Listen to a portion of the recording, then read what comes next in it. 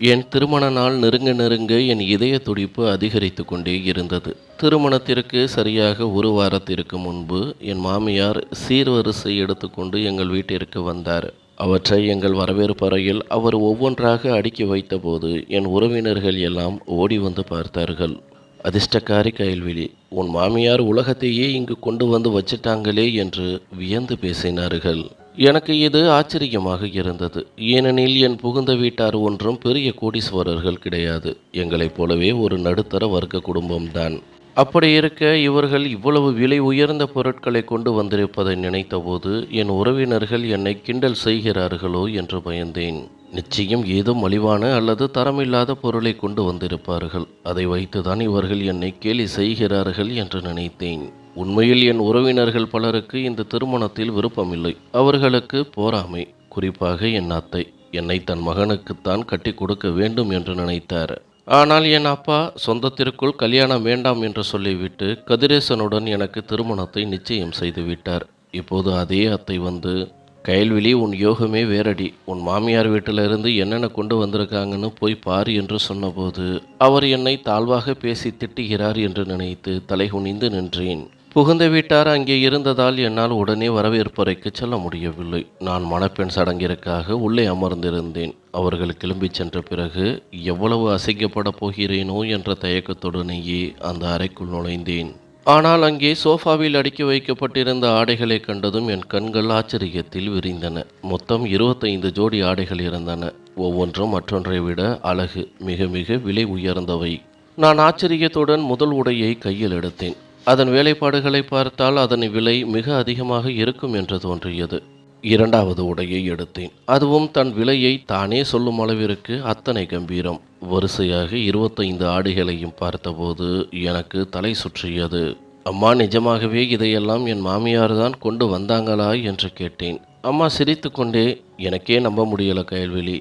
ஆனால் உன் மாமியார் உண்மையில எவ்வளவு அன்பு வச்சிருக்காங்கன்னு இதை பார்த்தாலே தெரியுது. புகுந்த வீட்டில் வழக்கமாக 2-3 ட்ரெஸ்ஸு தான் விலை உயர்ந்ததாக எடுப்பாங்க. மற்றதெல்லாம் மலிவாக வாங்கி சமாளிப்பாங்க. ஆனால் இவங்க 25 துணியையும் ஒரு வைரத்தை தேடி எடுத்த மாதிரி கொண்டு வந்திருக்காங்க என்றார். அம்மா சில நகைப்பெட்டிகளையும் திறந்து காட்டினார். என் அதிர்ஷ்டத்தை நினைத்து எனக்கே வியப்பாக இருந்தது. அத்தை என்னை தாழ்வாக பேசவில்லை. அவர் உண்மையிலேயே அந்த பொருட்களை பார்த்து மிரண்டு போயிருக்கிறார் என்று புரிந்தது. பின்னால் இருந்த அத்தை சொன்னார், இப்போ புரியுது உன் அப்பா ஏன் என் மகனுக்கு உன்னை தரத்துக்கு மறுத்தாருன்னு.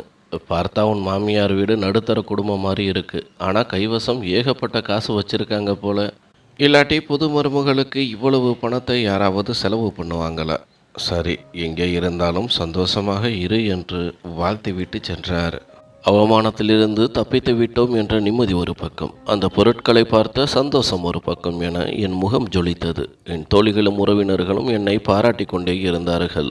சடங்குகள், சம்பிரதாயங்கள் என அந்த ஒரு வாரம் எப்படி ஓடியது என்றே தெரியவில்லை. திருமண நாள் வந்தது. கண்களில் கண்ணீரோடு என் பிறந்த வீட்டை பிரிந்து கதிரேசனுடன் புகுந்த வீட்டிற்கு கிளம்பினேன். அந்த பிரிவு ஒவ்வொரு பெண்ணிற்கும் பாரமானதுதான். எனக்கும் அப்படித்தான் இருந்தது. கதிரேசன் எனக்கு அறிமுகம் இல்லாதவர். இது பெரியவர்களால் நிச்சயிக்கப்பட்ட திருமணம் என்பதால் நாங்கள் இதற்கு முன்பு பேசிக்கொண்டதே இல்லை. எங்கள் வீட்டில் போனில் பேசுவதற்கு அனுமதி கிடையாது. அதனால் அவர் மீது ஒரு ஈர்ப்பு இருந்தாலும் உள்ளுக்குள் ஒரு பயம் இருந்தது. ஆனால் புகுந்த வீடு சென்றடைந்ததும் என் மாமியார் என்னை வரவேற்ற விதம் எனக்கு பெரிய ஆறுதலாக இருந்தது. அவர் மிகுந்த அன்போடு என்னை அறைக்குள் அழைத்து சென்று அமர வைத்தார். சாப்பாடு வேண்டுமா என்று கேட்டுவிட்டு ஒரு அழகான உடையை எடுத்து என் முன்னால் வைத்தார். மருமகளே, நாளைக்கு காலையில் இந்த உடையை போட்டுக்கோ. இது ரொம்ப விலை உயர்ந்தது. உன் நிறத்துக்கு இது ரொம்ப எடுப்பாக இருக்கும் என்றார். கூடவே அதற்கு ஏற்ற நகைகளையும் எடுத்து வைத்தார். நாளைக்கு காலையில் நம்ம சொந்தக்காரங்க உன்னை பார்க்க வருவாங்க. எங்கள் வீட்டில் மருமகள் அறிமுகப்படுத்தும் சடங்கு நடக்கும். அவங்க உனக்கு பரிசுகள் தருவாங்க. அதனால் நாளைக்கு நீ நல்லா தயாராகி வெளியே வரணும் என்று சொல்லிவிட்டு ஒரு டம்ளர் பால் கொண்டு வந்து வைத்தார். கதிரேசனை உள்ளே அனுப்புகிறேன் என்று சொல்லி சிரித்து கொண்டே வெளியே சென்றார். சிறிது நேரத்தில் கதிரேசன் அறைக்குள் வந்தார். முதலில் எனக்கு கொஞ்சம் தயக்கமாக இருந்தது. ஆனால் பழக தொடங்கிய சிறிது நேரத்திலேயே எல்லாம் இயல்பானது. மறுநாள் காலை கண் விழித்த போது நான் மிகுந்த மகிழ்ச்சியில் இருந்தேன்.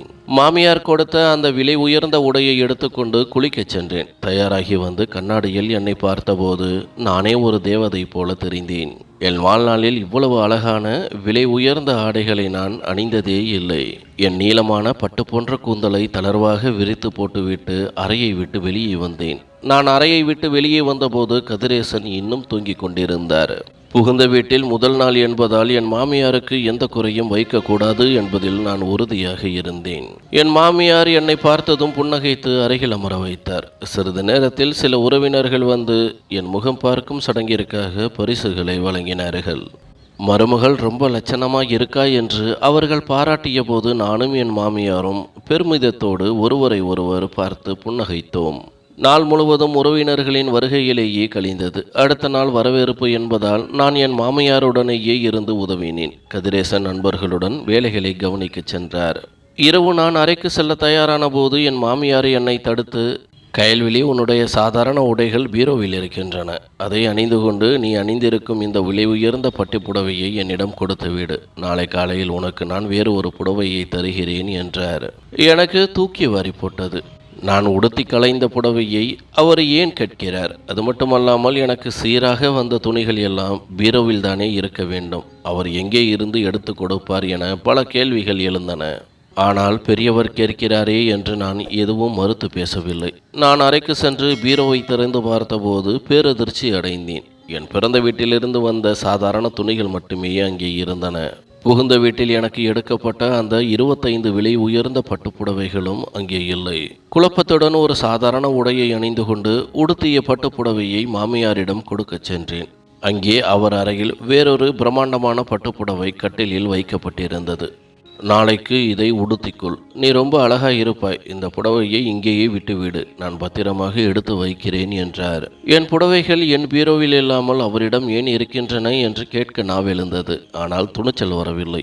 அந்த புடவையை அங்கேயே விட்டுவிட்டு புதிய புடவையை எடுத்துக்கொண்டு அறைக்குள் வந்தேன்.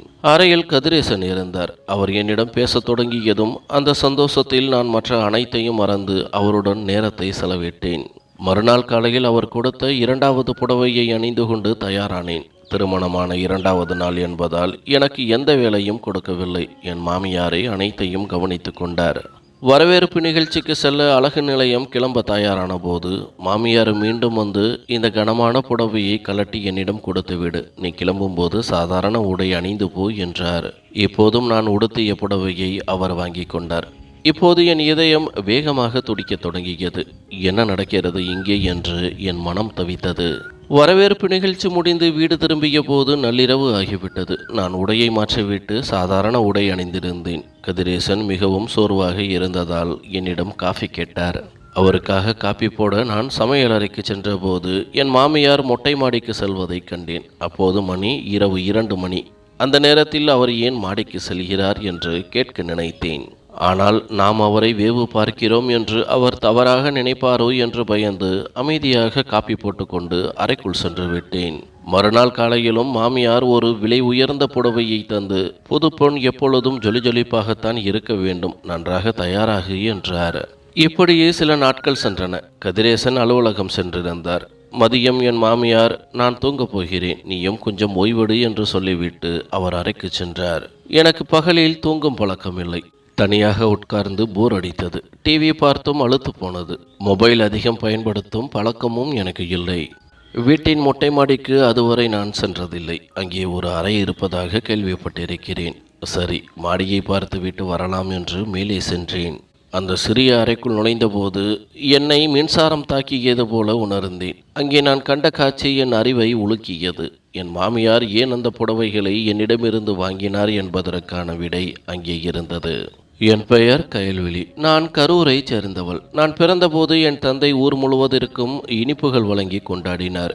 எங்கள் வம்சத்திலேயே பெண் குழந்தை பிறந்தால் பாரமாக நினைப்பார்கள். என் பெரியப்பாவுக்கு 4 பெண் குழந்தைகள். அவர்கள் பிறந்த பொழுதெல்லாம் அவர் வருத்தப்பட்டாரே தவிர ஒரு நாளும் மகிழ்ந்ததில்லை. ஆனால் என் அப்பா, என் வீட்டு முதல் வாரிசு மகாலட்சுமியாக பிறந்திருக்கா, இது இறைவன் கொடுத்த வரம் என்று கொண்டாடினார். அப்பாவின் அந்த சிந்தனை என் அம்மாவுக்கு பெரிய நிம்மதியை தந்தது. மற்றவர்கள் பெண் பிள்ளைகளை படிக்க வைக்கக்கூடாது என்று சொன்னபோது என் அப்பா என்னை நகரில் பெரிய பள்ளியில் சேர்த்தார். பள்ளி படிப்பு முடிந்ததுமே என்னை நிறுத்திவிடாமல் கல்லூரிக்கும் அனுப்பினார் அப்பா. இதற்கு என் பெரியப்பா வீட்டில் பயங்கர எதிர்ப்பு. பெண் பிள்ளைகளை இவ்வளவு படிக்க வச்சு என்ன பண்ண போற? வீட்டில் உட்கார வச்சு வீட்டு வேலைகளை கற்றுக்கொடு என்று சத்தம் போட்டார்கள். ஆனால் என் அப்பாவோ ஆண் பிள்ளைகளுக்கு தேவைப்படுவது போலவே பெண் பிள்ளைகளுக்கும் கல்வி மிக அவசியம். ஒரு பெண்தான் அடுத்த தலைமுறையை சரியாக வளர்த்தெடுக்கும் ஆற்றல் கொண்டவள் என்று உறுதியாக சொன்னார். அப்பாவின் சிந்தனை மற்றவர்களிடமிருந்து முற்றிலும் மாறுபட்டு இருந்தது. எல்லோரையும் எதிர்த்து நின்று என்னை கல்லூரி வரை படிக்க வைத்தார். நான் அவருக்கு ஒரே மகள். எனக்கு பின் 2 தம்பிகள் பிறந்தார்களே தவிர பெண் குழந்தை பிறக்கவில்லை. இதனால் நான் அப்பாவிற்கு மிகவும் செல்லமான மகளாக இருந்தேன். என் கல்லூரி படிப்பு முடியப் போகும் நேரத்தில் என் அத்தை தன் மகன் ராகவனுக்காக என்னை பெண் கேட்டார். குடும்பத்திலேயே நான் தான் மிகவும் அழகாகவும் படித்த பெண்ணாகவும் இருந்ததால் அத்தைக்கு என்னை மருமகளாக்கி கொள்ள அத்தனை ஆசை. ராகவனுக்கும் என் மேல் ஒரு ஈர்ப்பு இருந்திருக்க வேண்டும். அதனால்தான் அவன் வற்புறுத்தி அத்தையை தூது அனுப்பியிருக்கிறான். ஆனால் அப்பா முகத்திற்கு நேராகவே மறுத்துவிட்டார். சொந்தத்திற்குள்ள கல்யாணம் பண்ணி வச்சு உறவை கெடுத்துக்க நான் விரும்பலை.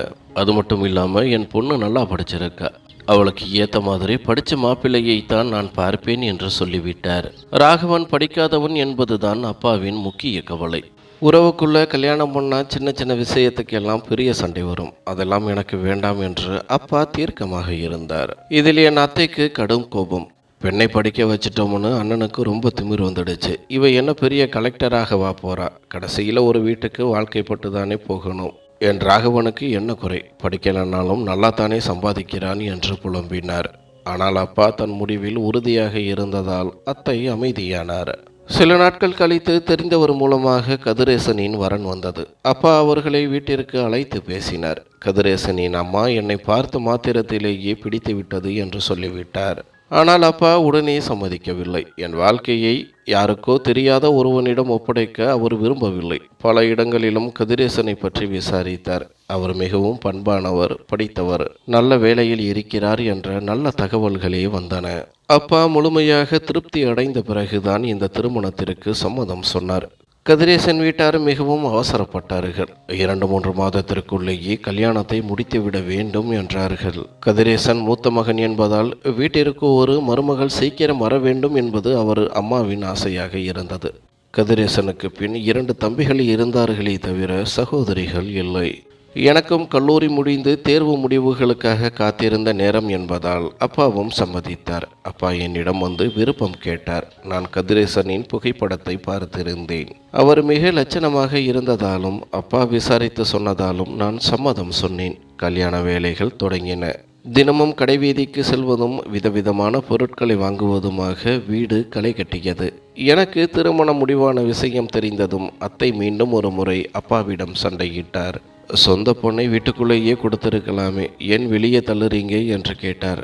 ஆனால் அப்பா அவர் பேச்சை சட்டை செய்யாமல் என் திருமண ஏற்பாடுகளில் தீவிரமாக இருந்தார். தன் மகளின் ஒவ்வொரு சின்ன ஆசையையும் நிறைவேற்றியவர் திருமணத்தையும் குறையில்லாமல் செய்ய வேண்டும் என்று நினைத்தார். திருமணத்திற்கு 7 நாட்களுக்கு முன்பே என்னை மணப்பெண் சடங்கிற்காக அமர வைத்தார்கள். வீடு முழுக்க மேளதாளங்கள், உறவினர்கள் என அமர்கலப்பட்டது. ஆனால் திருமணத்திற்கு முதல் நாள் இரவு ஒரு அதிர்ச்சியான சம்பவம் நடந்தது. நான் என் அறையில் அமர்ந்து கைகளில் போட்டிருந்த மருதாணியை பார்த்து கொண்டிருந்தேன். அப்போது திடீரென கதவு திறக்கப்பட்டு ராகவன் உள்ளே நுழைந்தான். உள்ளே வந்ததுமே கதவை தாளிட்டான். ராகவனின் இந்த செய்கையால் நான் பயந்து எழுந்து நின்றேன். ராகவன், என்ன இது? நள்ளிரவு நேரத்தில் எதுக்காக இப்படி உள்ளே வந்த? கதவை எதுக்கு தாள் போடுற என்று கத்தினேன்.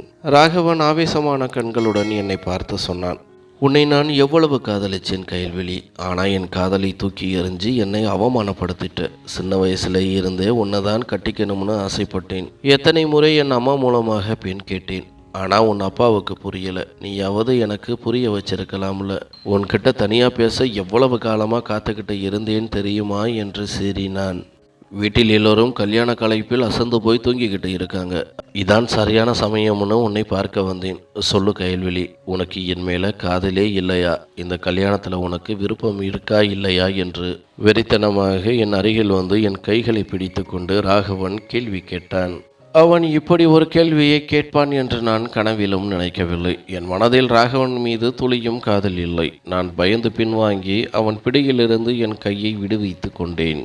ராகவன் பைத்தியக்காரத்தனமாக பேசாதே, இப்போவே இங்கிருந்து கிளம்பு. நள்ளிரவு நேரத்தில் நீ இங்கே இருக்கிறதை யாராவது பார்த்தா நான் என்ன பதில் சொல்வேன்? எனக்கு உன்மேல காதலே கிடையாது என்றேன். என் அப்பா என்கிட்ட விருப்பம் கேட்டுதான் இந்த திருமணத்தை முடிவு செஞ்சிருக்கார். கதிரேசனை திருமணம் செஞ்சுக்க எனக்கு முழு சம்மதம். நாளைக்கு எனக்கு கல்யாணம். இன்னைக்கு வந்து இப்படி பேச உனக்கு எப்படி மனசு வந்தது என்று ஆவேசமாக கேட்டேன். கதவை தாளிட்டு கொண்டு இப்படி வம்படி செய்யும் அவனை ஓங்கி அறைய வேண்டும் போல் இருந்தது. யாராவது வெளியே இருந்து பார்த்தால் என் கதி என்ன ஆவது? என் பேச்சை கேட்ட ராகவன் முகம் விகாரமாக மாறியது. நம்ம ஒன்றா விளையாடி வளர்ந்தவங்க கயல்விழி. என் மனசில் இருக்க காதலை நீ ஒரு முறை கூட உணரலையா? இது எப்படி சாத்தியம் என்று பித்து பிடித்தவன் போல் கேட்டான். அவன் பேசுவதை கேட்டு நான் நடுங்கினேன். உனக்கு புண்ணியமா போகும் ராகவன், இப்போவே இங்கிருந்து போயிடு. உன் மனசில் அப்படி ஏதாச்சும் இருந்தா அதை இப்போவே மறந்துடு. நாளைக்கு நடக்க போகிற என் கல்யாணத்தை நினைச்சு நான் ரொம்பவே சந்தோஷமாக இருக்கேன் என்று கதறி அழுதேன். என் கண்ணீரை கண்ட பிறகு வந்த வேகத்திலேயே ராகவன் வெளியேறிச் சென்றான். அவன் சென்ற பிறகும் என் இதயம் படபடவென்று அடித்து கொண்டிருந்தது. என் பெரியப்பா எப்போதும் எனக்கு எதிராகவே இருப்பவர். நான் பிறந்தது முதல் படித்தது வரை எல்லாவற்றிலும் அவருக்கு தடைதான். ராகவன் என் அறையிலிருந்து வெளியேறுவதை அவர் பார்த்திருந்தால் என் ஒழுக்கத்தின் மீதே பழி விழுந்திருக்கும். நல்ல வேளையாக ராகவன் சென்றதை யாரும் பார்க்கவில்லை. ராகவன் மீண்டும் ஏதேனும் வம்பு செய்வானோ என்ற பயம் இருந்தாலும் அடுத்த நாள் நிம்மதியாகவே கழிந்தது. மாலையில் மேலதாளங்கள் அதிர மாப்பிள்ளை அழைப்பு ஊர்வலம் என வாசலுக்கு வந்தது. கதிரேசனின் தம்பிகள் இருவரும் பயங்கரமாக வான வேடிக்கை வெடித்து நடனமாடி அமர்க்களம் செய்தார்கள். எங்கள் ஊரில் இதுவரை யாருக்கும் இப்படி ஒரு பிரம்மாண்டமான ஊர்வலம் வந்ததில்லை. திருமணம் மிக விமர்சையாக நடந்தது. ஆனால் எல்லோரையும் விட ஆச்சரியப்பட வைத்தது என் புகுந்த வீட்டிலிருந்து வந்த அந்த 25 பட்டு புடவைகள்தான். மணப்பெண் புடவை நன்றாக இருப்பது வழக்கம். ஆனால் என் மாமியார் சீர்வரிசையாக கொடுத்த ஒவ்வொரு புடவையும் விலை உயர்ந்ததாக இருந்தது. என் மாமியார் இவ்வளவு நேர்த்தியாக திருமண ஏற்பாடுகளை செய்திருப்பதைக் கண்டு ஊரே வியந்தது. மாமியார் மற்றும் 3 மகன்கள் கொண்ட அந்த வீட்டில் நான் மாமியாரின் அன்பை சம்பாதித்து விட்டால் என் வாழ்க்கை சொர்க்கமாகிவிடும் என்று நம்பினேன்.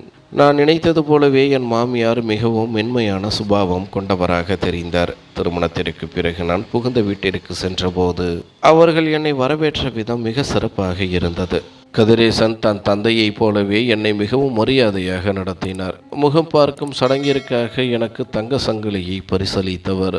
உனக்கு இது பிடிச்சிருக்கா, இல்லை உனக்கு விருப்பமான வேறொன்றை நீயே நேரில் வந்து வாங்கிக் கொள்கிறாயா என்று என் விருப்பத்தை கேட்டார்.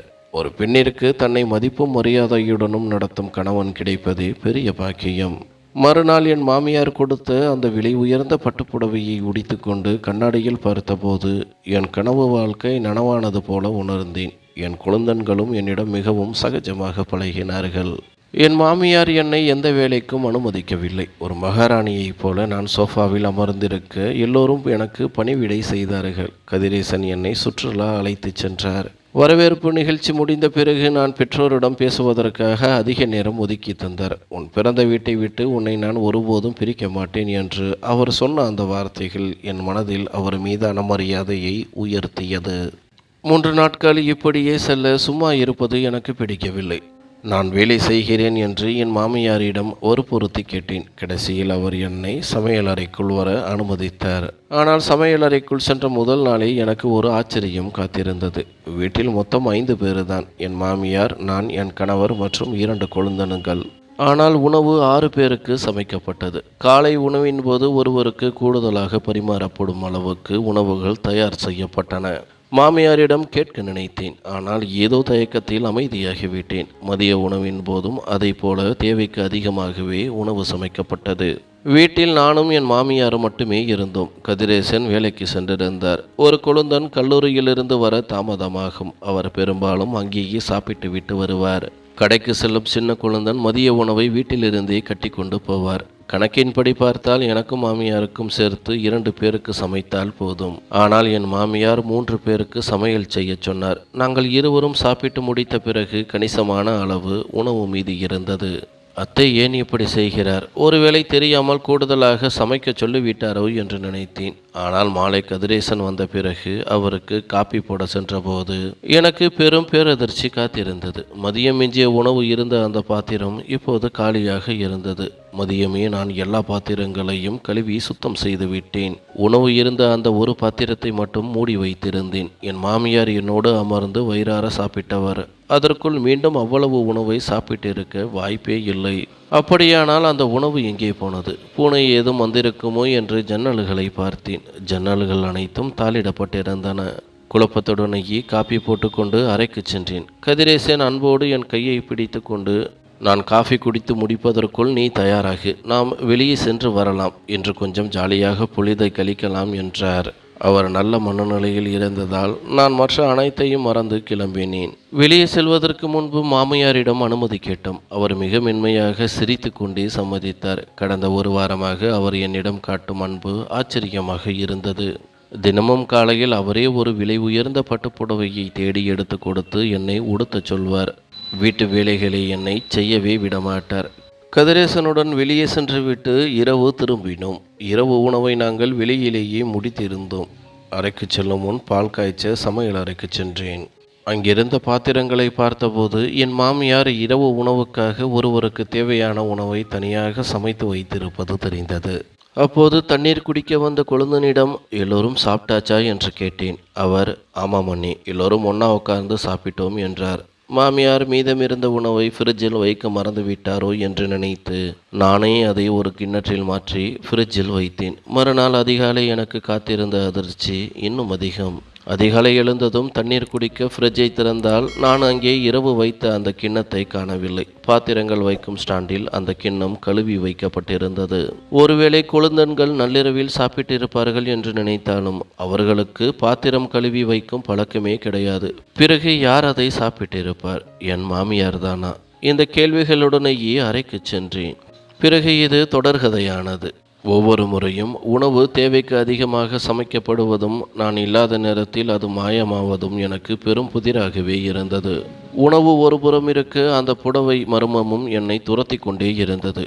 என் மாமியார் ஒவ்வொரு நாளும் நான் கலற்றும் விலை உயர்ந்த புடவைகளை என்னிடம் வாங்கி கொண்டார். என் பீரோவில் அந்த புடவைகளை வைக்க போதுமான இடம் இருந்தும் அவர் ஏன் அவற்றை வாங்கி தன்னிடம் வைத்துக் கொள்கிறார் என்பது புரியவில்லை. இது பற்றி ஒரு முறை கதிரேசனிடம் கேட்டேன். உங்கள் அம்மா ஏன் என் புடவைகளை அவங்கக்கிட்டேயே வச்சிருக்காங்க என்று.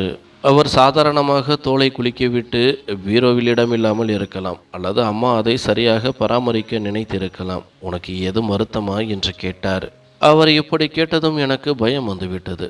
இல்லை இல்லை, எனக்கு என்ன வருத்தம், சும்மா பீரோவில் இடம் இருக்கிறதே என்றுதான் கேட்டேன் என்று பேச்சை மாற்றினேன். கதிரேசன் தனது மொபைலில் மூழ்கி இருந்ததால் நான் சொன்னதை அதிகம் பொருட்படுத்தவில்லை. வீட்டில் எல்லோரும் சந்தோஷமாக இருக்கிறார்கள், இதையெல்லாம் பெரிதுபடுத்தாதே என்று அவரே அறிவுரை கூறினார். நானும் அப்படியே நினைத்தேன். என் மாமியார் என்னை அன்பாக நடத்தும் போது இந்த சிறு சிறு விஷயங்களை ஏன் ஆராய வேண்டும் என்று எனக்கு தோன்றியது. திருமணம் முடிந்து ஒரு வாரம் மிக வேகமாக ஓடியது. என் புகுந்த வீட்டார் மீது எனக்கு எந்த குறையும் இல்லை. குறிப்பாக என் குழந்தன்களுடன் நல்ல நட்பு உருவானது. நாங்கள் ஒன்றாக அமர்ந்து விளையாடுவோம், சினிமா பார்ப்போம், நான் பாப்கார்ன் செய்து தருவேன். இப்படியே கலகலப்பாக எங்கள் வாழ்க்கை போய்க் கொண்டிருந்தது. ஆனால் அந்த மர்மமான உணவும் மறைந்து போகும் பட்டுப்புடவைகளும் என் மனதின் ஓரத்தில் ஒரு நெருடலாகவே இருந்து வந்தது. புகுந்த வீட்டில் எனக்கு எந்த சிரமமும் இருக்கவில்லை. மற்ற வீடுகளில் நடப்பது போல சண்டையோ அரசியலோ அங்கு இல்லை. என் பிறந்த வீட்டிலேயே இருப்பது போன்ற ஒரு உணர்வுதான் எனக்கு இருந்தது. நான் எப்போது வேண்டுமானாலும் என் வீட்டிற்கு செல்லலாம். கதிரேசன் இல்லாத நேரங்களில் எனக்கு என் அப்பாவின் நினைவு வந்தால் அவரே நேரில் வந்து என்னை அழைத்து செல்வார். இதற்கு என் மாமியார் ஒருபோதும் முட்டுக்கட்டை போட்டதே இல்லை. இப்படியே 20 நாட்கள் உருண்டோடின. இந்த 20 நாட்களும் என் மாமியார் தவறாமல் நான் கலற்றும் விலை உயர்ந்த புடவைகளை தன்னிடம் வாங்கி கொண்டு தினமும் ஒரு புதிய பட்டுப்புடவையை எனக்கு கொடுத்து கொண்டிருந்தார். அந்த 25 புடவைகளும் தீர்ந்த பிறகு என்ன நடக்கும் என்று நான் யோசிக்க தொடங்கினேன். இன்னும் 5 நாட்கள் தான் பாக்கி இருந்தன. பொறுமையுடனும் ஒருவித எதிர்பார்ப்புடனும் நான் காத்திருந்தேன். 25வது நாள் முடிந்து என் கைவசம் இருந்த எல்லா விலை உயர்ந்த பட்டுப்புடவைகளும் மாமியாரின் கைக்கு போன பிறகு அவர் என்ன செய்வார் என்பதை பார்க்க நான் ஆவலாக இருந்தேன். ஏனெனில் இந்த விவகாரம் நாளுக்கு நாள் எனக்குள் குழப்பத்தை அதிகமாக்கி கொண்டே இருந்தது. நான் நாள் முழுவதும் வீட்டிற்குள்ளேயே தான் இருந்தேன், எங்கும் வெளியே செல்லவில்லை. சமையல் அறையிலும் மாமியார் என்னை மிக குறைவான வேலையை செய்ய அனுமதித்தார். அதனால் நான் உடுத்தும் புடவைகள் அழுக்காகவே ஆகாது. ஒரே நாளில் புடவை எப்படி அழுக்காகும்? ஆனால் என் மாமியாரோ அது அழுக்காகிவிட்டது என்று சொல்லி என்னிடமிருந்து வாங்கி கொண்டு புதிய புடவையை கொடுப்பார். நான் ஆச்சரியப்படுவேன். ஒரு புடவையை என்னால் 2 நாட்கள் கூட உடுத்த முடியும். நான் எங்கும் வெளியே செல்லவில்லையே. ஆனால் அவர் ஒருமுறை கூட ஒரு புடவையை 2வது நாள் உடுத்த அனுமதித்ததே இல்லை. 25வது நாள் என்ன நடக்கும் என்ற மர்மம் விலக காத்திருந்த வேளையில் அன்று மாலை ஒரு சம்பவம் நடந்தது. பால் காய்ச்சிக் கொண்டிருந்த போது என் கை தவறி பாத்திரம் கீழே விழுந்தது. பாதிக்கும் மேற்பட்ட பால் கீழே கொட்டிவிட்டது. மீதமிருந்த பாலை வைத்து எல்லோருக்கும் டீ போட்டு விடலாம் என்று நினைத்தேன். மாலையில் வீட்டில் எல்லோரும் டீ குடிப்பார்கள். என் கணவர் கதிரேசன் மட்டும் காஃபி குடிப்பார். அவருக்காக காஃபியும் மற்றவர்களுக்கு டீயும் போட்டேன். எப்போது மீதமாக இருக்கும் அந்த ஒரு டம்ளர் பால் இப்போது இல்லை. எல்லாவற்றையும் சுத்தம் செய்துவிட்டு எல்லோரோடும் அமர்ந்து டீ குடித்தேன். திடீரென என் மாமியார் கேட்டார், மீதமிருந்த பாலை பாத்திரத்திலேயே ஆற வைத்திருக்கிறாய் தானே என்று. நான் சற்று தயக்கத்துடன், இல்லை அத்தை, என் கை தவறி பால் கீழே கொட்டிவிட்டது. மீதமிருந்த பாலை வைத்துதான் டீ போட்டேன். நாளை காலையில் பால் வரும்போது பார்த்து கொள்ளலாம் என்றேன். எங்கள் வீட்டிற்கு அதிகாலையிலேயே பால் வந்துவிடும் என்பதால் காலை உணவிற்கு பிரச்சனை இல்லை. ஆனால் அந்த மிச்சமாகும் பால் எப்போதும் எங்கே போகிறது என்று நான் யோசித்ததே இல்லை. ஒருவேளை மாமியார் குடிப்பாரோ அல்லது ஜிம்முக்கு போகும் என் கொழுந்தன்கள் குடிப்பார்கள் என்றோ நினைத்திருந்தேன். ஆனால் என் பதிலை கேட்டதும் என் மாமியார் முகம் பதற்றமானது. உடனே தன் சின்ன மகனை பார்த்து, போய் பால் வாங்கி கொண்டு வா என்றார். அதற்கு அவன், அம்மா, காலையில்தான் பால் வருமே, இப்போது எதற்கு? வீட்டில் யாரும் பால் குடிக்கிறது இல்லையே, பிறகு எதுக்கு வீணாக வாங்க வேண்டும்? காலையில் பார்த்து கொள்ளலாம் என்று சோர்வாக பதில் சொன்னான். அவன் சொன்னதை கேட்டபோதுதான் எனக்கு தெரிந்தது, என் கொழுந்தன்கள் யாரும் பால் குடிப்பதில்லை என்று. அப்படியானால் மாமியார் தான் குடிக்கிறார் என்று நினைத்தேன். ஆனால் அடுத்ததாக பெரிய கொழுந்தன் சொன்ன வார்த்தை என்னை உறைய வைத்தது. ஆமாமா, காலையில் வாங்கிக்கலாம். அதுவும் இல்லாமல் உங்களுக்குத்தான் பாலே அலர்ஜி ஆச்சே, அப்புறம் எதுக்கு வீணாக பால் வாங்கிக்கிட்டு வர சொல்கிறீங்க என்றார். எனக்கு தூக்கி வாரி போட்டது. நான் தினமும் விட்டு செல்லும் அந்த ஒரு டம்ளர் பாலை மாமியாரும் குடிப்பதில்லை, கொழுந்தன்களும் குடிப்பதில்லை என்றால் அந்த விடியற்காலையில் எங்கே மாயமாகிறது? எனக்கும் கதிரேசனுக்கும் தேவையான பால் தனியாக ஃப்ரிட்ஜில் இருக்கும்போது இந்த பால் மட்டும் எங்கே போகிறது? என் மாமியாரின் முகத்தில் ஒரு விதமான கலக்கம் தெரிந்தது. நீங்கள் 2 பேரும் உருப்படாதவங்க, நானே போய் வாங்கிக்கிட்டு வரேன். வீட்டில் எப்போவும் பால் இருக்கணும். திடீர்னு விருந்தாளி வந்தால் என்ன பண்ணுறது என்று எதையோ முணுமுணுத்து கொண்டே கிளம்பினார். அவர் பதற்றப்படுவதை பார்த்து நான் சொன்னேன், அத்தை, வருத்தப்படாதீங்க. ஃப்ரிட்ஜில் என் பாக்கெட்டில் பால் இருக்கிறது. எனக்கு இப்போதைக்கு பால் குடிக்க விருப்பமில்லை. நீங்கள் அதை எடுத்து பயன்படுத்துங்கள் என்றேன். இதை கேட்டதும் அவர் சற்று நிம்மதியானார். உடனே சமையலறைக்கு சென்று பாலை காய்ச்சினார். கதிரேசனுக்கு காப்பி கொடுத்தது போக மீதமிருந்த பாலை பாத்திரத்தில் ஊற்றி மூடி வைத்தார்.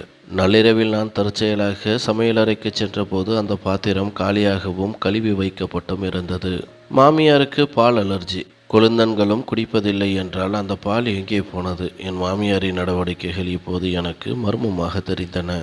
எனக்கு தெரியாமல் அவர் எதையோ மறைக்கிறார் என்பது மட்டும் உறுதியானது. இன்னும் 2 நாட்கள் கழிந்தன. என் மாமியார் என்னிடம் வந்து, உன் புது துணிகள் எல்லாம் முடிந்து விட்டன கயல்விழி, வா, நாம் கடைவீதிக்கு சென்று உனக்கு புதிய துணிகள் எடுத்து வரலாம் என்றார். அத்தையின் பேச்சை கேட்டு நான் திகைத்து போனேன். அத்தை, நீங்கள் எடுத்து கொடுத்த அந்த 25 பட்டுப்புடவைகள் தான் முடிந்திருக்கின்றன. ஆனால் என் பிறந்த வீட்டிலிருந்து கொண்டு வந்த மற்ற துணிகள் அப்படியே தான் இருக்கின்றன. இவ்வளவு துணிகள் இருக்கும்போது நான் ஏன் புதிதாக துணி வாங்க வேண்டும்? உடுத்திய புடவைகளையே நான் மீண்டும் உடுத்திக் கொள்கிறேன் என்றேன். என் மாமியார் உடனே மறுப்பாக தலையசைத்தார். இல்லை, அந்த புடவைகளை இனி நீ உடுத்த நான் விடமாட்டேன். ஒரு முறை உடுத்தினால் அவ்வளவுதான்.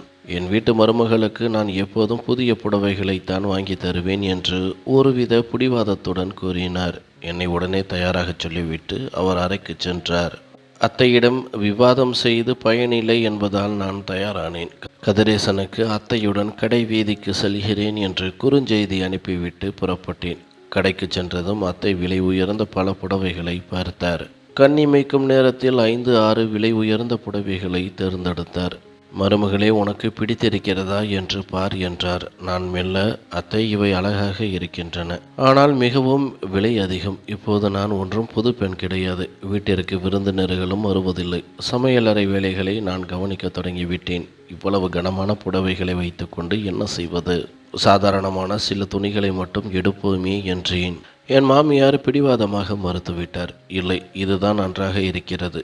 இதைத்தான் நான் வாங்குவேன் என்று சொல்லி கிட்டத்தட்ட 80,000 ரூபாய்க்கு அந்த புடவைகளை வாங்கினார். இவ்வளவு பணத்தை வீணாக செலவு செய்கிறாரே என்று என் மனம் வருந்தியது. நாங்கள் திரும்பி வரும்போது அவர் பேசத் தொடங்கினார். உன் மாமனார் இறப்பதற்கு முன்பு என் பெயரில் நிறைய நிலங்களை எழுதி வைத்தார். அதன் வருமானம் எல்லாம் என் வங்கி கணக்கிற்குத்தான் வரும். அதனால் என்னிடம் பணத்திற்கு ஒருபோதும் தட்டுப்பாடு இல்லை. நான் என் பணத்தை என் பிள்ளைகளிடமும் கொடுப்பதில்லை. என் விருப்பங்களையும் தேவைகளையும் நானே நிறைவேற்றிக் கொள்வேன். இப்போது உனக்கு வாங்கியதும் என் சொந்த பணம்தான். உன் கணவனின் பணத்தை நான் வீணடிக்கிறேன் என்று ஒருபோதும் நினைக்காதே என்று சிரித்து கொண்டே சொன்னார். அவர் சொன்னதை கேட்டு நான் அப்படியே உறைந்து போனேன். என் மன ஓட்டத்தை அவர் அப்படியே படித்துவிட்டது எனக்கு பெரும் சங்கடத்தை தந்தது. இல்லை அத்தை, அப்படி இல்லை. கதிரேசன் உங்கள் மகன். அவர் சம்பாத்தியத்தில் உங்களுக்கு முழு உரிமை இருக்கிறது. ஆனால் புடவைகள் மிகவும் விலை உயர்ந்ததாக இருக்கிறதே என்றுதான் யோசித்தேன் என்றேன். அவர் என் கையை பிடித்து கொண்டு, உனக்கு இஷ்டமான இடங்களுக்கு சென்று வா கயல்விழி. உன் உறவினர்கள் வீட்டிற்கு போ, பிறந்த வீட்டிற்கு போ. கதிரேசனுடன் வெளியே சுற்று. நீ மகிழ்ச்சியாக இருக்க வேண்டும் என்றுதான் நான் ஆசைப்படுகிறேன். இதுதான் நீ அனுபவிக்க வேண்டிய வயது. நாளை உனக்கு குழந்தைகள் பிறந்தால் நீயும் பிஸியாகி விடுவாய் என்றார். அத்தை சிரித்து கொண்டே சொன்னாலும் என் இதயம் ஒருவித அச்சத்தில் துடித்தது. மருமகளை பற்றி இவ்வளவு உயர்வாக சிந்திக்கும் மாமியாரை நான் கண்டதே இல்லை. மாமியார் மருமகள் சண்டையை பார்த்து வளர்ந்த எனக்கு என் மாமியார் இவ்வளவு நல்லவராக இருப்பது நிஜமா அல்லது வெறும் வேஷமா என்று சந்தேகம் எழுந்தது. என் முதுகிற்கு பின்னால் அவர் ஏதோ செய்கிறாரோ. நான் கலற்றி கொடுக்கும் அந்த விலை உயர்ந்த புடவைகளை அவர் என்ன செய்கிறார்? இந்த கேள்விகள் எனக்கு மகிழ்ச்சிக்கு பதிலாக பயத்தையே தந்தன. அன்று மாலை நான் கதிரேசனிடம் இது பற்றி பேசினேன். அத்தை மீண்டும் இவ்வளவு பணத்தை செலவு செய்திருக்கிறார். இதெல்லாம் தேவையா என்று கேட்டேன். கதிரேசன் சத்தமாக சிரித்தார்.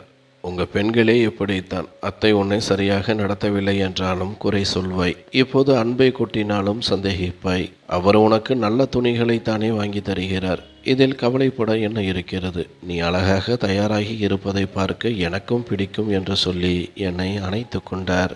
நான் அமைதியாகிவிட்டேன். ஆனாலும் அந்த தேவைக்கு அதிகமான சமையலும் நள்ளிரவில் மாயமாகும் பாலும் என் தூக்கத்தை கெடுத்து கொண்டிருந்தன. ஒரு மதிய வேளையில் வீட்டிற்கு தேவையான சில பொருட்களை வாங்க கடைக்கு செல்கிறேன். திரும்பி வர 2-3 மணி நேரமாகும். கதவை பத்திரமாக தாளிட்டு கொள் என்று சொல்லிவிட்டு அத்தை கிளம்பினார். அவர் முழுமையாக தயாராகி வெளியே சென்றதும் இதுதான் சரியான சமயம் என்று நான் முடிவெடுத்தேன். என் கண்களுக்கு புலப்படாத அந்த உண்மையை இன்று கண்டறிய வேண்டும் என்று துணிந்தேன். அத்தை சென்றதும் வீட்டின் மெயின் கதவை நன்றாக பூட்டிவிட்டு நேராக அவர் அறைக்குள் சென்றேன். அவரிடம் நான் கொடுத்த அந்த 24 பட்டுப்புடவைகளை தேடத் தொடங்கினேன். பீரோவை திறந்து பார்த்தேன். அங்கே அந்த புடவைகள் இல்லை. அறையின் ஒவ்வொரு மூலையையும் சலடை போட்டு தேடினேன். மெத்தையின் அடியில் அலமாரிகளின் மேல் என எங்கும் அந்த புடவைகள் தென்படவில்லை.